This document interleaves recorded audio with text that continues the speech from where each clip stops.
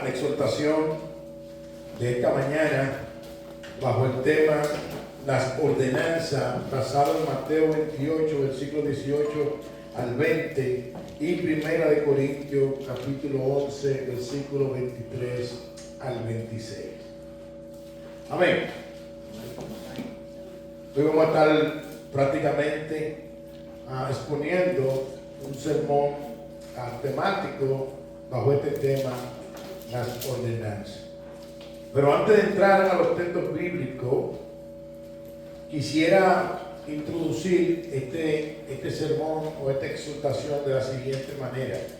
Quisiera definir cómo la Confesión de Fe de 1689 habla sobre estas dos ordenanzas. Dice así: el bautismo y la cena del Señor son ordenanzas que han sido positivas y soberanamente instituidas por el Señor Jesús, el único legislador para que continúen en su iglesia hasta el fin del mundo. La Santa Cena y el bautismo no son fortuitas, no salieron de una emoción de ningún pastor, no, son instituidas por nuestro Señor Jesucristo. Son dos ordenanzas que nosotros vemos en las Sagradas Escrituras, en los textos que vamos a estar compartiendo. Un teólogo llamado Agustín de Hipona, también refiriéndose a esta ordenanza, dijo lo siguiente: una ordenanza es un signo visible de la gracia invisible, o sea, una señal externa visible de una gracia interna y espiritual que Dios ha realizado en la vida del creyente. Una ordenanza es una gracia interna y espiritual que Dios ha realizado en el creyente, que se manifiesta externamente. Por ejemplo, hoy tuvimos bautismo. ¿Y cómo estos hermanos manifestaron lo que ya Dios, en el poder del Espíritu, hizo en sus corazones internamente, sometiéndose a esta ordenanza y yendo a aquel lugar donde estuvimos y públicamente testificando de la bondad de Dios a su vida? Amén. Amén. De la bondad de Dios a su vida. Ahora, ¿cómo nosotros sabemos que tanto el bautismo como la cena del Señor son ordenanzas dadas por el Señor a la iglesia? Bueno, por los textos que nosotros vamos a estar dilucidando en esta preciosa tarde. Primero, vamos a ver el bautismo. Jesús mismo lo instituyó, no fueron los apóstoles, fue Jesús. El bautismo no es una opción para el creyente, es un mandato del Señor. Y nosotros lo vamos a ver en el contexto de la comisión que nosotros leímos al inicio. Mateo 28, 18 al 20, vamos a leerlo nuevamente, y dice, y cito: y Jesús se acercó y les habló diciendo: toda potestad me es dada en el cielo y en la tierra. Por tanto, id y haced discípulos a todas las naciones, bautizándolos en el nombre del Padre y del Hijo y del Espíritu Santo, enseñándolos que guarden todas esas cosas que os he mandado, y aquí yo estoy con vosotros todos los días hasta el fin del mundo. Amén. El Señor Jesús habla en estos versículos que es un mandato del Señor, ¿el qué? El bautismo. Y es interesante que en el versículo 18 dice Jesús, después de su resurrección, se le acercó a los discípulos y le dijo: toda potestad. O sea, yo tengo toda autoridad me pertenece, me ha sido dada, ¿dónde? en el cielo y en la tierra, y por cuanto yo tengo toda autoridad, hagan esto.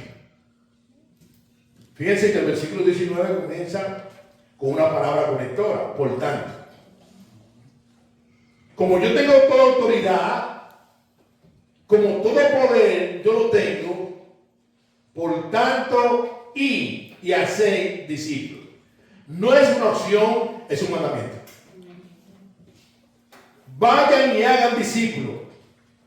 Pero también le dice, bautizándolo en el nombre del Padre y del Hijo y del Espíritu Santo.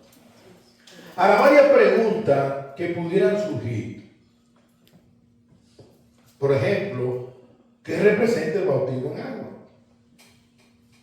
El bautismo en agua era demostración externa posteriormente a la conversión de una realidad interna que ha sucedido en la conversión, como vimos en la definición del hermano Agustín de Hipona. Cuando yo me someto al bautismo en el agua, yo estoy públicamente diciendo, externamente, públicamente, he decidido, como se cantaba esta mañana, decirle que no al mundo y he decidido seguir a Cristo. Amén. El bautismo es una ordenanza que el Señor Jesús nos otorgó. Ahora, hay varios ejemplos que quisiera compartir con ustedes. Por ejemplo, el bautismo que realizaba Juan el Bautista simbolizaba el arrepentimiento de pecado y el volverse a Dios. Por ejemplo, en Mateo capítulo 3, versículos 5 al 8, dice, y cito, y salía a él Jerusalén y toda Judea y toda la provincia del alrededor del Jordán, y eran bautizados por él en el Jordán, confesando sus pecados. Al ver él que muchos de los fariseos y de los saduceos venían a su bautismo, le decía, generación de víboras, ¿quién os enseñó a huir de la ira venidera? Haced pues fruto digno de arrepentimiento. Cuando Juan predicaba un llamado al arrepentimiento, y la gente venía y se bautizaba para mostrar de que estaban entendiendo el mensaje de Juan. Ahora, en Cristo, el bautismo no solo significa el apartarse del pecado, sino también sirve de afirmación pública de la identificación y la unión propia con Cristo en su muerte, sepultura y resurrección.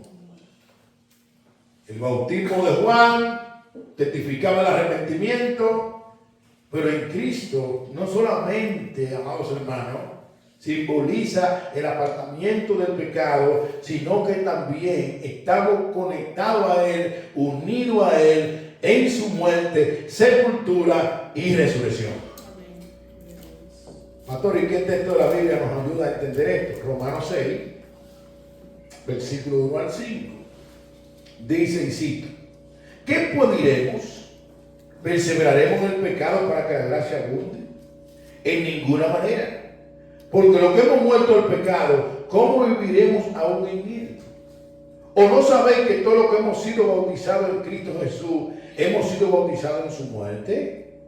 Porque somos sepultados juntamente con él para muerte por el bautismo, a fin de que como Cristo resucitó de los muertos por la gloria del Padre, así también nosotros andemos en vida nueva. Porque si fuimos plantados juntamente con él en la semejanza de su muerte, así también lo seremos en la de su resurrección. Wow. El bautismo en las aguas manifiesta una realidad interna que el Señor hizo en el poder de su Santo Espíritu, que nos conecta a Cristo, simboliza nuestra unión con Cristo en su muerte y resurrección. Cuando los hermanos que esta mañana fueron bautizados, que yo puedo identificar que se bautizaban en el nombre del Padre, del Hijo y del Espíritu Santo, eran sumergidos en las aguas. Simboliza, muero con Cristo. Pero cuando eran levantados, simboliza, resucito con Él. Bendito sea el Señor para siempre. Una realidad interna que se hizo visible esta mañana delante de cada uno de nosotros. Ahora, el bautismo en agua es interesante que pudiera subir la pregunta, venga, pastor, pero ¿y el bautismo en agua salva? No, el bautismo en agua no salva. El bautismo en agua no salva. La Escritura presenta el bautismo como el primer paso de obediencia para los creyentes, que después de haber aceptado al Señor, o sea, después de haber creído en Jesús, en fe salvadora, aunque el acto no salva en sí mismo, fue nuestro Señor que ordenó que lo hagamos. El bautismo no salva, no, es un simbolismo de la muerte y resurrección con Cristo. Pero aunque el bautismo nos salva, nosotros como iglesia nos sometemos a esta ordenanza porque fue el mismo Jesús que lo instituyó. Amén. Como lo vimos en Mateo capítulo 28, versículos 18 y 9. Toda potestad me es dada en el cielo y en la tierra, por tanto, id y hacer discípulos a todas las naciones, bautizándolo en el nombre del Padre y del Hijo y del Espíritu Santo. Amén. Aunque el bautismo no salva, pero es algo instituido por el Señor y nosotros como iglesia lo practicamos, lo hacemos, lo proclamamos, lo predicamos, lo enseñamos y lo abrazamos. Amén. Amén. John MacArthur hace un comentario, permítame citarlo. Dice, cito: los que no están dispuestos a confesar a su Señor y Salvador de forma pública por medio del bautismo están viviendo en desobediencia y por tanto cuestionan la genuinidad de su fe porque no quieren obedecer a la ordenanza dada por el Señor. Fin de la cita. ¿Qué es lo que está diciendo aquí para acá? Que es incongruente que una gente que haya venido a Cristo en arrepentimiento y fe no quiere bautizarse. Es incongruente que una persona que ha sido regenerada por el Espíritu Santo, que ha sido convencida de pecado, de justicia y de juicio, no quiera bautizarse. Eso es incongruente. Lo contrario sería que alguien que fue impactado por el poder del Evangelio, que ha sido convencido de pecado, de justicia y de juicio, que ha sido persuadido por el poder del Espíritu Santo, quiera dar testimonio público de lo que Dios hizo dentro de él o de ella, como vimos esta mañana. Miremos un par de ejemplos de gente que creyó y que luego obedecieron esta ordenanza. Por ejemplo, Felipe y el eunuco. Un texto que leímos esta mañana, vamos a leerlo nuevamente. Hechos capítulo 8, versículos 34 y 38, dice: y respondiendo el eunuco, dijo a Felipe, ¿respondiendo de qué? Bueno, Felipe fue movido por el Espíritu. El eunuco estaba leyendo del profeta Isaías y Felipe le preguntó, ¿entiende lo que lee? Y ahí viene, y respondiendo el eunuco, dijo a Felipe, te ruego que me diga de quién dice el profeta esto, de sí mismo o de algún otro. Dice el 35, entonces Felipe, abriendo su boca y comenzando de esta escritura, le anunció el evangelio de Jesús. ¿Qué le anunció Felipe? El evangelio. ¿Qué estamos nosotros llamados a ir por todo el mundo y predicar qué? El evangelio. ¿Qué anunció Felipe? El evangelio, no experiencia personal. No que yo maté 50 en los ciruelitos y que yo era un bárbaro, un criminal, un abusador. No. Tenemos que ir por todo el mundo y predicar el evangelio. Sí, Pascual, tú anduviste en droga, hiciste esto, lo otro. Y puede ser que en algún momento Dios te use y pueda compartir eso en algún momento. Pero ese no es el llamado. El llamado es ir por todo el mundo y predicar el evangelio. Amén. Y el evangelio de Cristo. Amén. El evangelio de Cristo. El evangelio que es poder de Dios. Es la palabra de Dios que es como una espada que penetra y desciende y quebranta. Sí, el evangelio que tiene poder. No mi testimonio. Es el evangelio. Sigue diciendo el 36. Y yendo por el camino, llegaron a cierta agua. Y dijo el eunuco: he aquí hay agua. ¿Qué impide que yo sea bautizado? Felipe dijo: si crees de todo corazón, bien puedes. Y respondiendo, dijo: creo que Jesucristo es el Hijo de Dios. Yo voy a especular aquí, el texto no dice eso, pero yo voy a especular. Puede ser que el eunuco diga: creo que Él es el Salvador, creo que Él murió por mí en la cruz del Calvario, creo que Él es el camino seguro para llegar a Dios Padre. Y mandó a parar el carro. Y descendieron ambos al agua, Felipe y el eunuco, y le bautizó. Y cuando subieron del agua, el Espíritu del Señor arrebató a Felipe, y el eunuco no le vio más y siguió como gozoso en el camino. Hermano, eso me llama mucho la atención. ¿Sabe por qué? Porque el gozo es parte del fruto del Espíritu Santo. Siguió gozoso en el camino. La Biblia nos dice, pero yo pudiera especular, quizás siguió gozoso dando gracias a Dios por ese instrumento que Dios usó para que le clarificara a él lo que le estaba leyendo. Porque este eunuco fue a Jerusalén a adorar al Dios de los judíos. Y aún que no entendía Isaías 53, ¿sabe qué hizo Dios? Le mandó a Felipe. ¿Sabe por qué? Porque Dios es que salva. Amén. Es Dios que salva, y Dios que usa los instrumentos que Él quiere usar para mostrar su salvación a quien Él quiere, cuando Él quiera y de la manera que Él quiera. Si tú eres cristiana y yo soy cristiano y somos cristianos, es porque Dios nos ha salvado. Amén. Por este hombre, cuando fue ministrado con el Evangelio y vio el agua, ¿qué quiso de una vez? Yo quiero bautizarme. Es una incongruencia ser regenerado por el Espíritu y no querer bautizarse. Otro ejemplo está el carcelero de Filipo, Hechos capítulo 16, versículo 25 al 34. Dice, y cito: pero a medianoche, orando Pablo y Silas, cantaban himnos a Dios, y los presos los oían. Para ponerlo en contexto, no sé si han leído este texto de Hechos capítulo 16. Pablo y Silas caen presos porque Dios lo usó para traer una liberación a una mujer que era usada por el demonio, por el diablo, por el poder de la tiniebla con adivinación. Y ellos cayeron presos. Y mientras cayeron presos, dice que a medianoche, orando Pablo y Silas, cantaban himnos a Dios y los presos los oían. ¿Qué estaban haciendo Pablo y Silas? Cantando. Entonces sobrevino de repente un gran terremoto, de tal manera que los cimientos de la cárcel se sacudían. Y al instante se abrieron todas las puertas y las cadenas de todos se soltaron. Despertando el carcelero y viendo abiertas las puertas de la cárcel, sacó la espada y se iba a matar, pensando que los presos habían huido.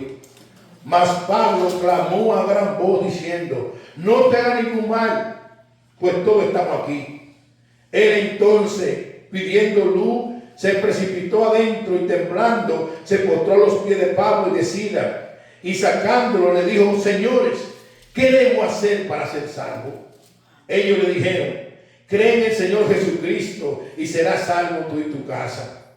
Y le hablaron la palabra del Señor a él y a todos los que estaban en su casa. Y él, tomándolo en aquella misma hora de la noche, le lavó las heridas y enseguida se bautizó él con todo lo suyo. Y llevándolo a su casa, le puso a la mesa y se regocijó con toda su casa de haber creído a Dios. Wow.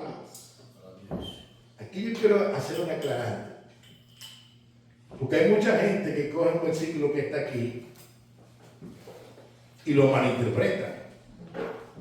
Cuando el guardia le preguntó a Pablo: ¿qué yo tengo que hacer para ser salvo? Pablo le dijo al guardia: cree en el Señor Jesús y serás salvo tú y tu casa. Y hay gente que coge este versículo como una promesa, y no es una promesa. La salvación es individual. Amén. Y a cada hombre Dios lo llama arrepentimiento. Amén. Y a cada mujer también. A lo que vemos aquí es un acto soberano de Dios. Porque no solamente si lo leíste, te diste cuenta que no solamente el carcelero escuchó el evangelio, sino el carcelero y toda su casa. Y toda su casa, conjuntamente con el carcelero, creyeron. Amén. Y como creyeron, el carcelero y toda su casa se bautizaron. Amén. Amén, iglesia. Amén. Pero algo que me llama mucho la atención en el versículo 34 es que llevándolo a su casa, o sea, Pablo y a los demás, le puso en la mesa. ¿Y qué pasó? Se regocijó. ¿Con quién? Con toda su casa. Con todo lo que habían creído. ¿En quién? En el Dios de Israel. Amén. Pastor, y Dios no puede revelarse en una familia entera cuantas veces Él quiere. Él lo hizo ayer, lo puede hacer cuantas veces Él quiere. Amén. Pero el hecho de que yo sea cristiano no quiere decir que ya eso le otorga la salvación a los míos. No, la salvación es individual. Y todo el mundo un día comparecerá ante el tribunal de Cristo. Aquí lo que vemos es un acto soberano donde el evangelio fue puesto al carcelero y a todos los suyos, y todos los suyos conjuntamente con él creyeron. ¿Y qué pasó? Una vez creyeron, todos fueron bautizados. Porque es una incongruencia creer en Cristo y no anhelar ir a las aguas y someterse en obediencia a esta ordenanza que instituyó Jesús, y ir públicamente y decir: yo he decidido seguir a Cristo. Este hombre se regocijó. ¿Qué hizo el eunuco? Siguió gozoso por el camino. ¿Qué hizo este hombre y toda su casa? Se regocijó. ¿De qué? De haber creído. Hermano, el evangelio es una bendición. Sí, el evangelio es una bendición. Claro que sí, el evangelio es un camino de gozo y de libertad, y aún en medio de aflicción debemos de confiar en la providencia divina y entender lo que Jesús dijo en Juan capítulo 16, versículo 33. En el mundo tendré aflicción, pero confiad, yo he vencido al mundo. Y aquí, en la gran comisión, ¿qué dijo Jesús? Estaré con ustedes todos los días, hasta el fin del mundo. Wow. Quizá tú en algún momento te has sentido sola o solo. Pero como hemos dicho y hemos entendido, el evangelio no se vive por emociones, sino por convicciones. Si tú eres cristiana, si tú eres cristiano, tú nunca has estado sola, ni nunca has estado solo. Voy a repetir eso otra vez. No se trata de cómo yo me siento. Se trata de lo que Dios dice. Tú nunca has estado sola si eres cristiana. Y si eres cristiano, tú nunca has estado solo. Porque la Biblia dice que el Señor está con nosotros todos los días. ¿Hasta cuándo? Hasta que esto se acabe. Hasta el fin del mundo. El evangelio se vive por convicción. Viendo estos dos ejemplos, podemos ver que el bautismo de agua es meramente una demostración externa de lo que ya sucedió en el corazón por medio del Espíritu Santo. Hermanos y hermanas, el bautismo es una ordenanza que debe de producir gozo en el creyente. ¿Por qué? Porque en obediencia se está sometiendo a lo que Cristo instituyó. Y la obediencia, no es que somos salvos por obediencia, pero la obediencia es una muestra de que somos salvos.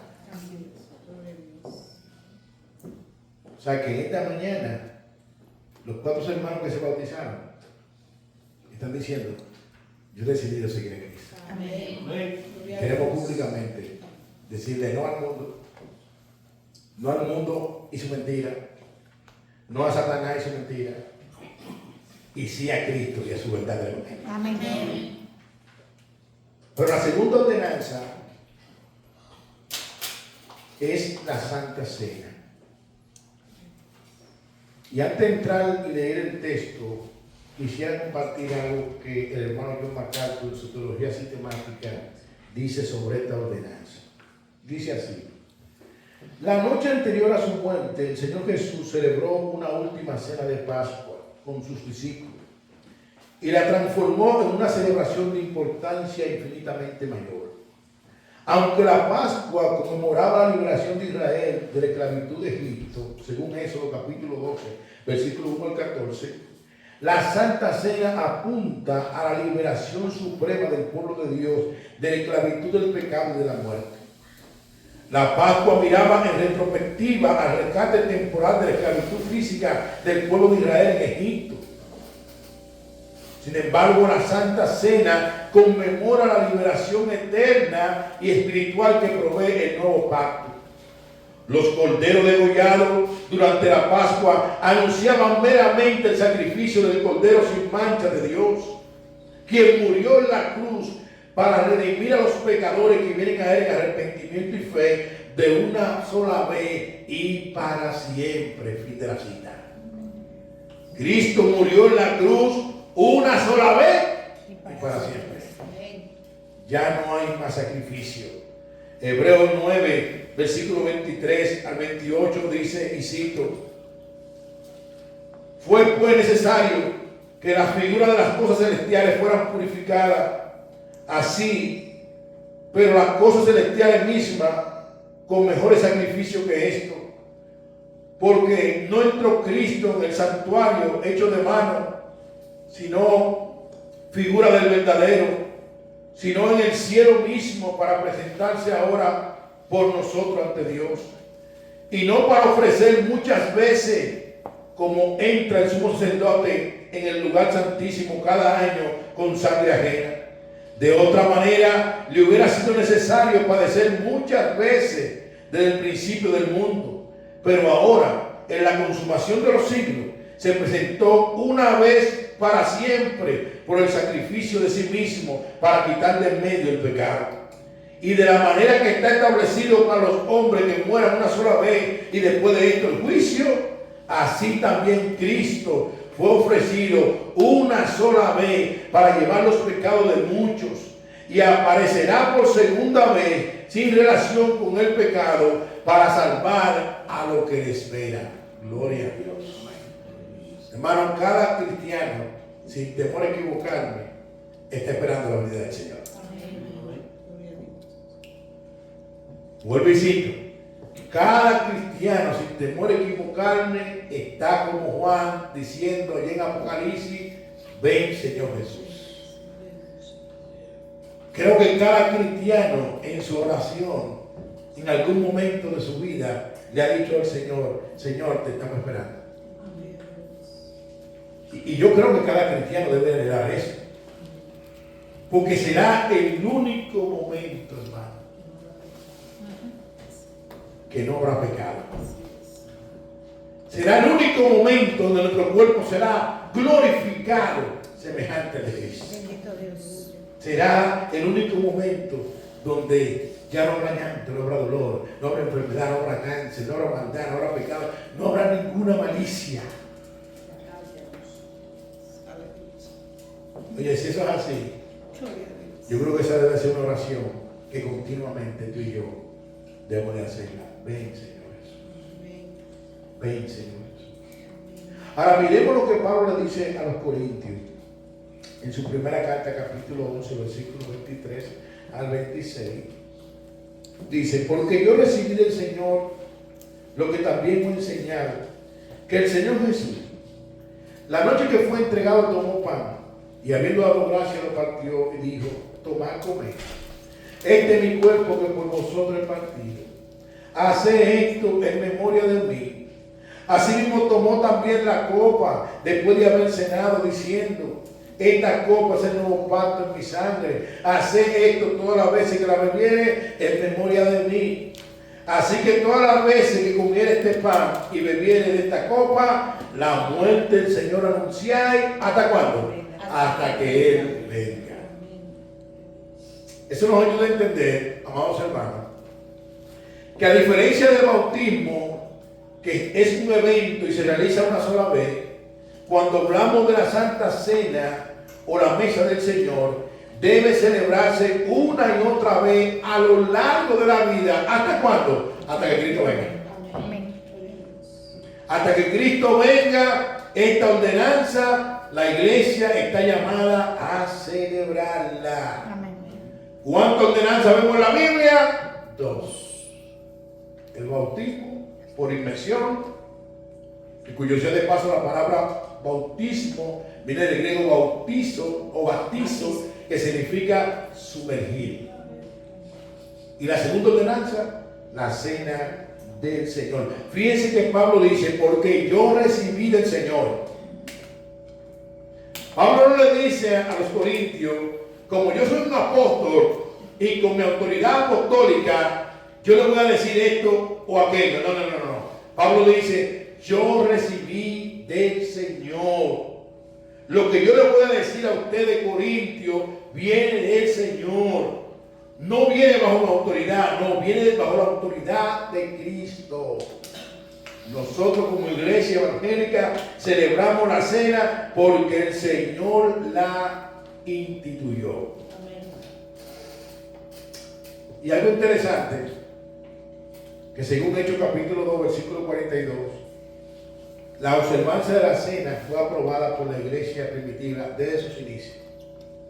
Mira lo que dice Hechos capítulo 2, versículo 42. Y perseveramos en la doctrina de los apóstoles, en la comunión uno con otro, en el partimiento del pan y en las oraciones. Ese partimiento del pan y las oraciones. Del inicio, la iglesia primitiva se sometió a esta ordenanza y al bautismo. ¿Por qué? Porque Cristo lo instituyó. Y Cristo es el Señor de su iglesia. Amén. Y aquí en la iglesia de Cristo debe hacerse lo que diga Cristo. Amén. No lo que diga un papa. Amén. No. Así es. No. Así es. No, lo que diga Cristo. Amén. Gloria a Dios. Y Cristo fue quien instituyó estas dos ordenanzas. Es interesante, amados hermanos, que la frase hacer esto en memoria de mí indica que la celebración de la misma no es opcional, sino una ordenanza. Jesús la instituyó de manera que podamos reflexionar en la relevancia eterna de su muerte. El pan y el vino son símbolos escogidos por el Señor mismo, para denotar y conmemorar su muerte expiatoria. El pan simboliza su cuerpo quebrantado y el vino simboliza su sangre derramada. Amén. Y es interesante enfatizar eso, porque la Iglesia Católica cree en la doctrina de la transustanciación. Pastor, ¿y qué es? Bueno, ellos postulan que el pan se convierte literalmente en el cuerpo de Cristo y que el vino se convierte literalmente en la sangre de Cristo. Y la Biblia no enseña eso. La Biblia enseña que el pan es un simbolismo del cuerpo quebrantado de Cristo por nuestros pecados y el vino es un simbolismo de la sangre derramada en la cruz. Amén. Usted ve por qué tenemos que tener asidero bíblico. Nosotros no creemos en esa doctrina de la transustanciación. Nosotros creemos en que estos fueron símbolos que el mismo Jesús instituyó.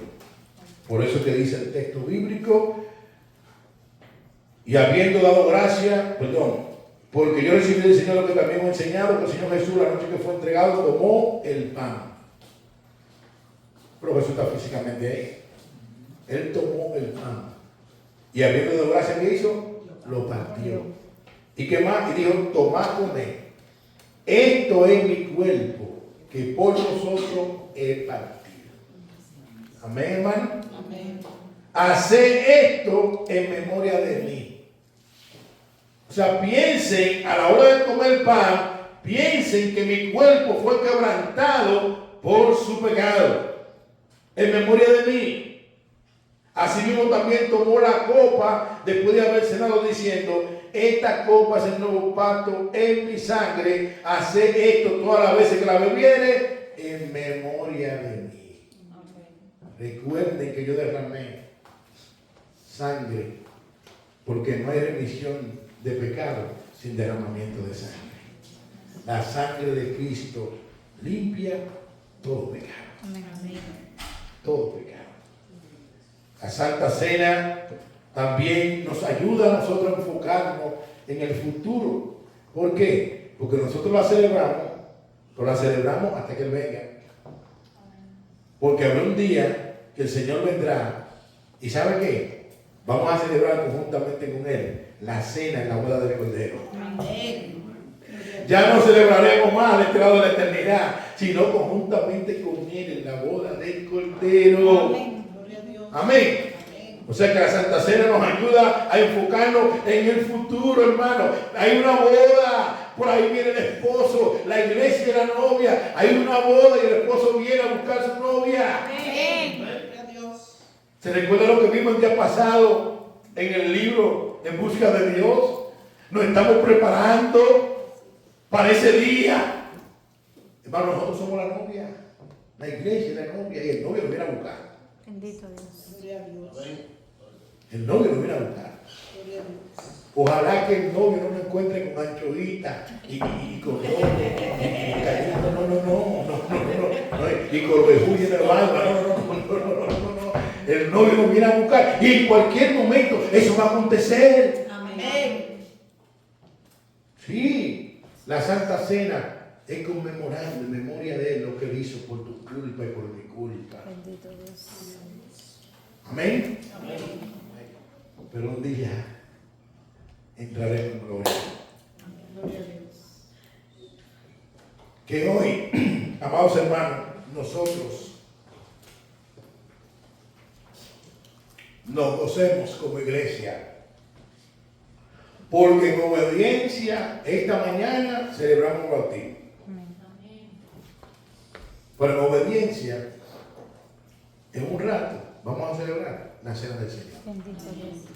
Las dos instituciones, los dos sacramentos, las dos ordenanzas que Jesús estableció. Gloria a Dios. Amén, hermano. Amén. Y eso debe ser motivo de gozo, de que nosotros en obediencia estamos viendo hoy, de una manera vivida, esta ordenanza que el Señor instituyó.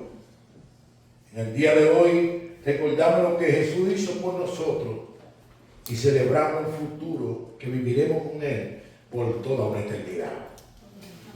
¿Sabías tú que el que cree en Cristo muere con Él en el bautismo y también resucitará con Él?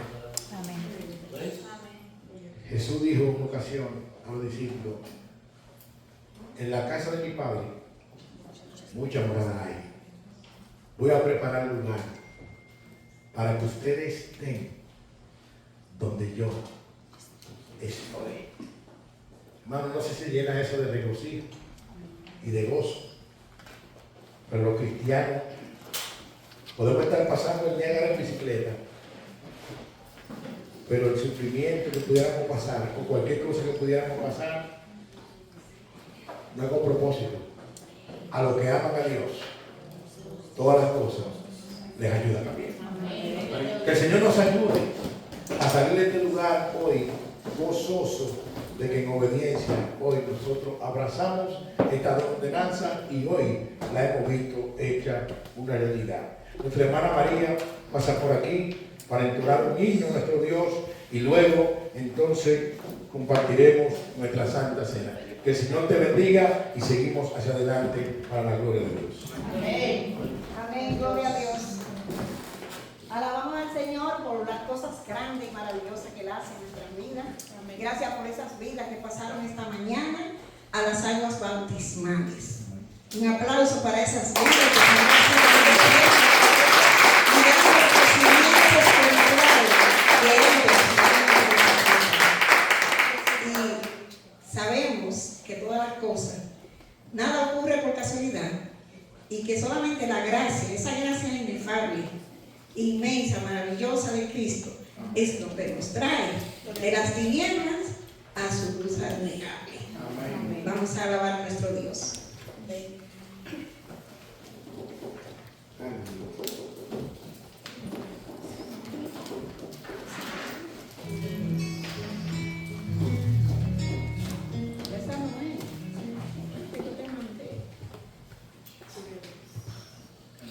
Esto es en vivo, hermanos, así que no se desesperen. Gloria a Dios. El Señor es bueno. Maravillosamente bueno. Alabamos al Señor.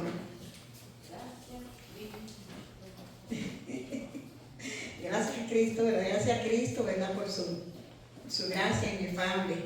No somos merecedores de ella, pero Él es bueno y maravilloso y por su gracia somos salvos. No es por obra para que nadie se gloríe. Amén. Nada hay en nosotros que pueda ganarse el privilegio de ser llamados y hechos hijos de Dios. Nada, absolutamente nada. Solo su gracia. Así que cada día tenemos que estar más que agradecidos de esa gracia inefable y saber que Dios es bueno, maravillosamente bueno, y que solamente por ese inmenso amor inagotable es que nosotros somos salvos. Créalo, hermanos. Amén. Yo lo puedo hacer sola si no hay música. Amén. Gloria a Dios. He comprendido que mi esfuerzo como humana fue insuficiente para hacer tu voluntad, pues tantas veces en mi vida te he fallado que me avergüenzo solamente con pensarlo. Veo la senda por donde antes caminé, tantas caídas que en ella experimenté, mas te acercaste sin fijarte en mis errores y me diste la mano, me tomaste, me salvaste, Señor. No fue mi fuerza, mi Señor, que me libró de estas cadenas. Con mi esfuerzo no bastó para aliviar todas mis penas. Fue por tu gracia incomparable, tu gracia insuperable, tu fuerte brazo, Señor, me alcanzó, tu gracia me salvó. Sé que mis fuerzas como humana no me bastan para vivir en este mundo sin caer. Yo reconozco que es muy fuerte el enemigo y necesito tu poder para vencer. Señor, te ruego, no te alejes de mi vida, pues solo tú pudiste darme libertad. Cuando viví lejos de ti fui una esclava, mi alma te ofendía cada día sin quererlo, Señor. No fue mi fuerza, mi Señor, que me libró de esas cadenas. Con mi esfuerzo no bastó para aliviar todas mis penas. Fue por tu gracia incomparable, tu gracia insuperable, tu fuerte brazo, Señor, me alcanzó, tu gracia me salvó. Tu fuerte brazo, Señor, me alcanzó, tu gracia me salvó. Dáselo fuerte.